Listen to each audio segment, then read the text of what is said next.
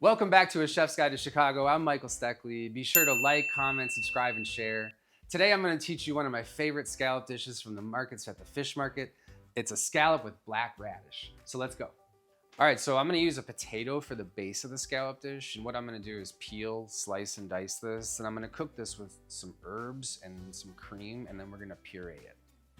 As you're peeling your potato, you don't want to just have a flat peeler.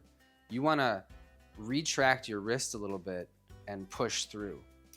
This will get you a nice, clean, consistent peel, and it'll allow you to have nothing stick on the end of your peel, and the peel will just fly right off by doing so. You turn it around and continue on with the rest of your peel. In order to safely cut my potato, I'm gonna give it some feet. So what I'm gonna do is give it one slice right there, and I'm gonna turn the potato on its side. I'm still gonna use this, but now my potato has feet and it is a lot easier to cut.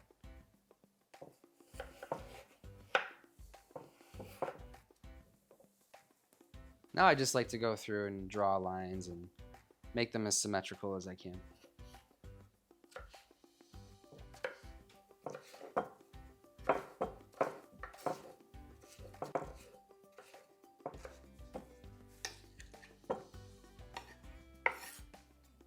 So in order to cook my potato, I'm just going to take a saucepan to the stovetop. And I'm gonna add just a little bit of butter to start into my pan. And then I'm gonna add some chopped thyme and rosemary, just a little bit, just a pinch each. And then I'm gonna add, this is really important, I want you to see this. I'm gonna add, let's see. You see in this how I have mixed peppercorns here? I have white and black peppercorns here. I want to use the white ones. I'm going to use 2 black ones and 5 white ones, okay? So let's see, 1, 2, 3, 4, 5 white ones, nice white ones, and then 2 black ones. 1, 2. That'll be really nice aromatics. And we're going to heat these as aromatics just to release their flavors. Aromatics have a lot of flavors, and if you heat them in a fat, it'll produce this astounding smell. I'm also gonna add half of a bay leaf, and I'm gonna take that out before we puree the potato. Now, I don't want to cook this for long, and I did not have a lot of butter in here, as you can tell in the beginning. So what I wanna do is just bring this to what we call a brown butter, just before brown butter. But we still want to release a little bit of that butter flavor as well. And how we do that is we burn the sugar in the butter a little bit.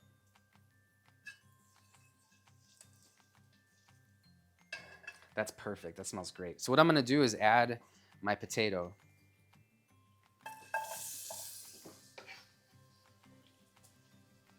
And I'm not going to cook the potatoes. What I am going to do, though, is add just a little bit of salt.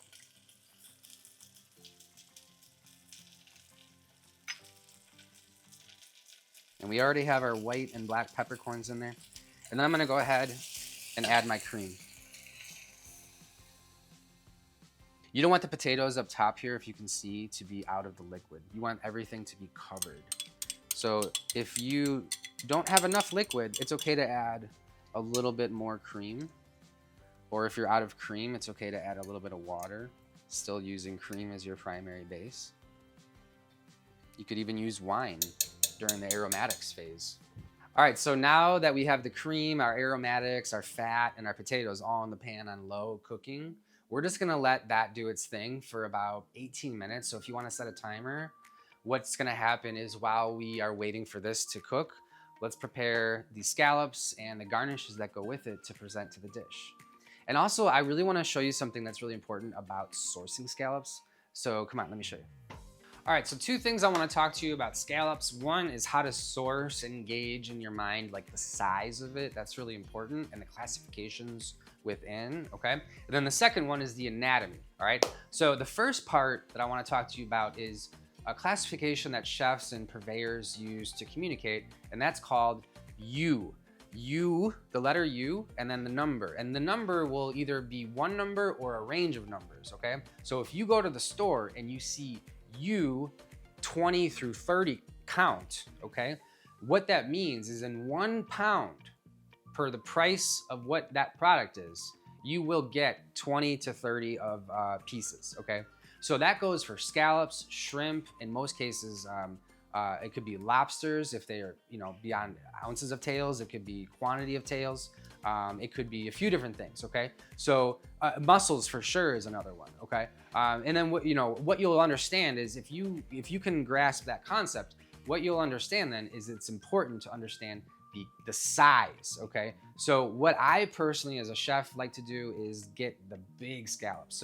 So I know if a market tells me that they have U12 scallops or U10 scallops, ooh, that's like my dream, okay? So right now I couldn't source those, but I did get U20s and those were as close as I can get. But then the next part I want to teach you about is the anatomy. Before you cook it, you have to take off what's called the foot. The foot of the scallop is inedible, and in order to do that, all you're easily gonna do is pick up your scallop, each one of these. Each one will always have a foot too.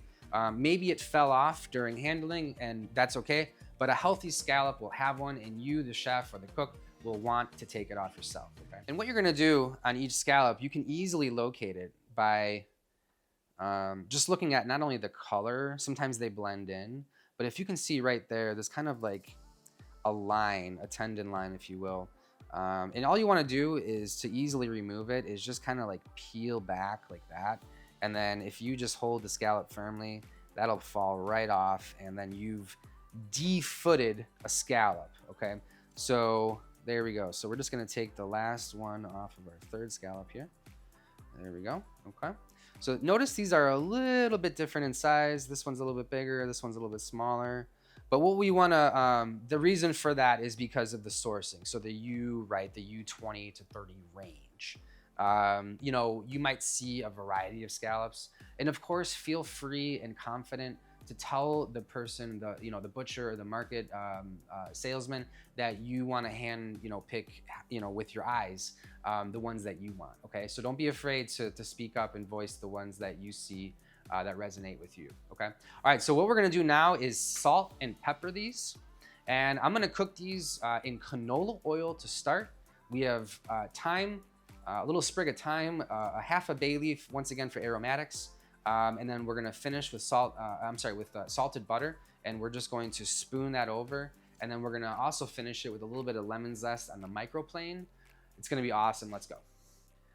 So the market has tons of radishes. You'll find all sorts of colors and flavors. You'll find a watermelon radish and a black radish and a red radish, and the list goes on. A candy cane radish. There's so many cool things out there. So please explore them. Don't get intimidated if you've never seen it. That's how I came up with this dish. But one thing that you have to keep in mind is that the right tool for the right job. And in this case, a mandolin is necessary to really hammer home the flavor profile that I'm wishing to create and educate you on. Part of this is making sure that this is razor thin, okay? If you don't use this and you just try to cut it with your knife, I guarantee you it'll be too thick, okay? And then when you take a bite, it'll actually be, this is really spicy. And most radishes have a spicy profile, which makes them a unique ingredient in the kitchen. But I'm telling you right now, in order to control this, what you're gonna wanna do is take a thin knife and just right there, cut that tip off and really create a nice smooth edge. And then you can go ahead, set up your mandolin. I always like to have a nice sturdy surface, okay? Now, two things about this before you get started with the mandolin, okay? You're gonna wanna have a container here that I have of cold water, okay? As soon as you slice the radish, you wanna put that in cold water and keep it there until you're ready to use it, just to preserve the integrity of the radish, okay? Okay, so I have this set to 1 millimeter, okay? So if you don't have a millimeter setting on your mandolin, that might be necessary, or you can try to recreate it as close as you can. Once again, just keeping in mind, it should be really thin. So now that I have some feet, now it can sit flush against the equipment, and all I'm gonna do is just go ahead and not push down hard because that's gonna give it more depth, okay? I just wanna shave it, okay? So I'm just gonna push through and just go through a few times and learn to see how thick or thin something is. So that's a little bit, I'm gonna go to like just the next one down, so 2 right there. Yeah, that's good.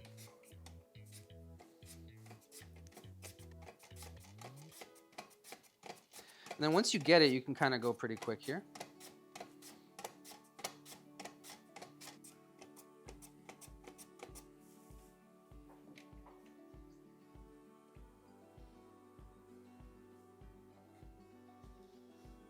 Regardless of the amount of potatoes that you have, in order to tell that a potato's cooked to perfection, is that you want to take a fork, specifically a fork, and just press it in. And if it's easily able to, just like that, be, you know, broken apart, that's how you know it's not overcooked and that it's perfect.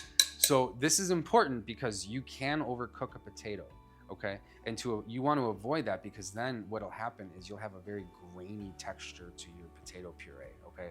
All right, so without further delay, I'm just gonna start spooning my potato puree into my little handheld mixer here. It's okay to get the peppercorns in there and those chopped herbs. It's all gonna be blended up.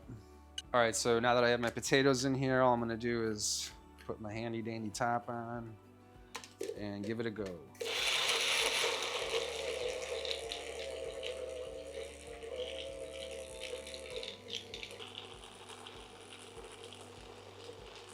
So it's always imperative, and I mean capital I imperative, that we taste everything to adjust for seasoning, okay? Oh, that's a perfect consistency. Here, check this out. Whoa. Whoa, look how awesome that is. That's gonna be great on a plate. Like the texture of it. So what we're gonna do is just give it a quick taste and learn, okay? If it's to our liking, you the chef, right? If there's too much salt, or hopefully not too much salt, or if there needs to be added salt, or if we need to add some pepper. Now we've already done our due diligence with our peppers, so I'm just gonna go ahead and assume the pepper is gonna be right on, but we still need to taste it to make sure.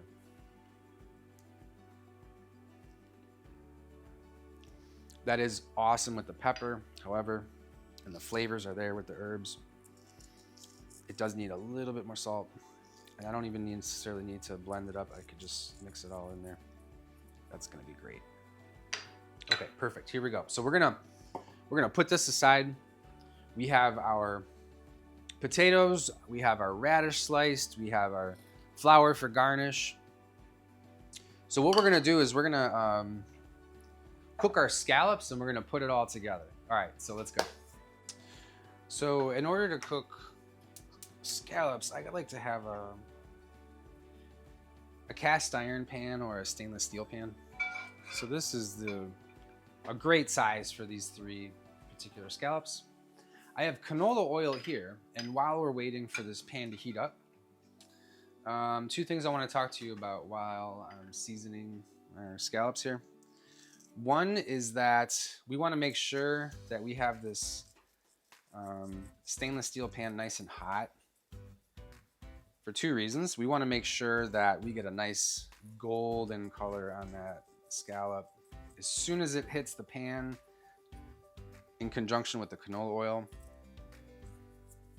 It's going to give it that nice crisp caramel look that we're looking for, that golden scallop sear that every chef seeks when they're cooking scallops, okay?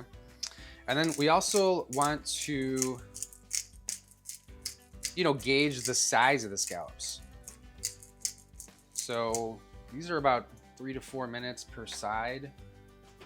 4 minutes on the face side, and then we're gonna turn it over. It's gonna be about 2 minutes, so it'll be top 7 minutes total. And the last 2 to 3 minutes, we're gonna use just a little bit of fat, a little bit of aromatics once again, to coat it, and then we're gonna put some lemon zest right over it, right before we serve. So what we're gonna do is add our oil.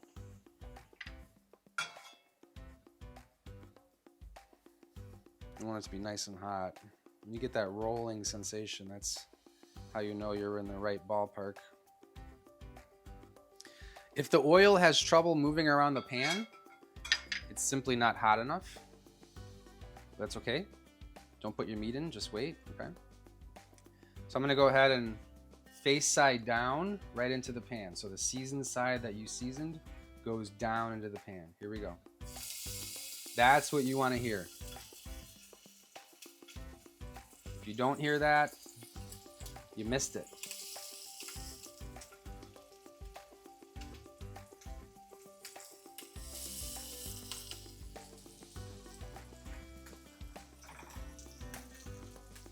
I'm just gonna give a little bit of oil a swirl around to make sure that it hits those edges of the scallop.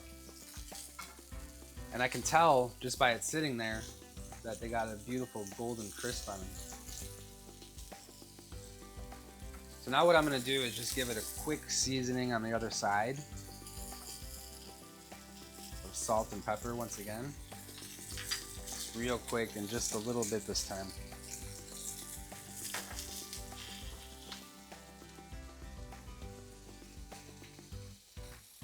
I'm gonna go ahead and try to see if it's ready. I'm not gonna force it, but if it can be flipped over and pulled away from the pan without me forcing it, like that, that lets me know it's ready to be flipped. So what I'm gonna do is I'm gonna flip this one. And look how beautiful that golden sear is. That's what we're looking for.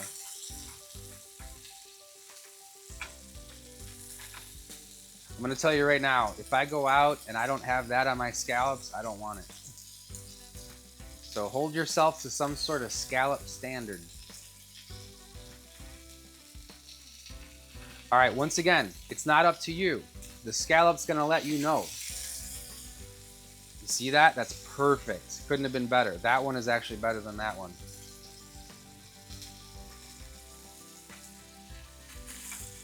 And I'm gonna do simple rules here. I added this one last, so I'm gonna wait a little bit longer to catch up to let that one get the color that it needs as well, okay? So I'll give that another minute.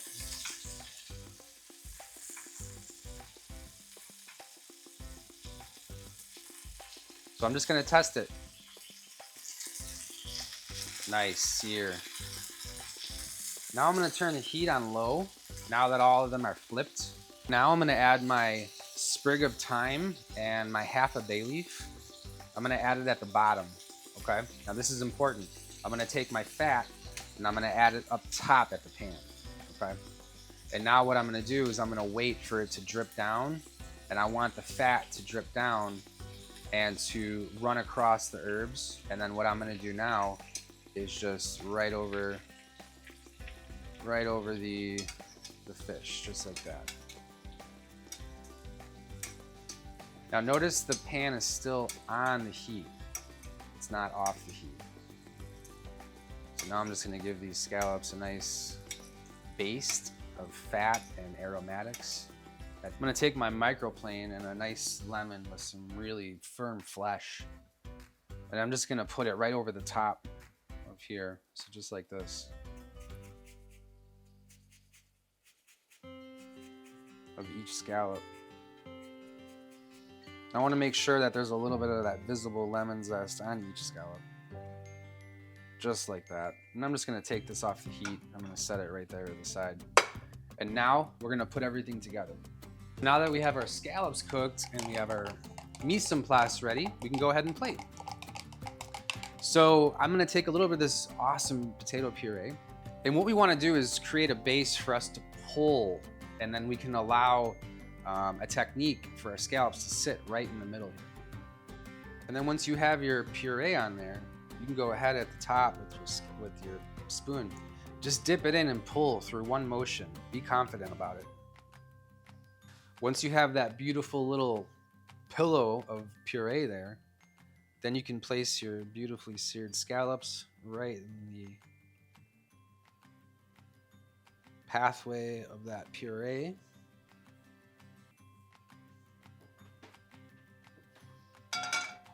At the end, I'm just gonna take that little bit of mounted butter that we cooked the scallop in and just spoon it right along overside, just a little bit. And then I'm gonna garnish with these beautiful black radishes. I'm just gonna choose some that look really nice to me.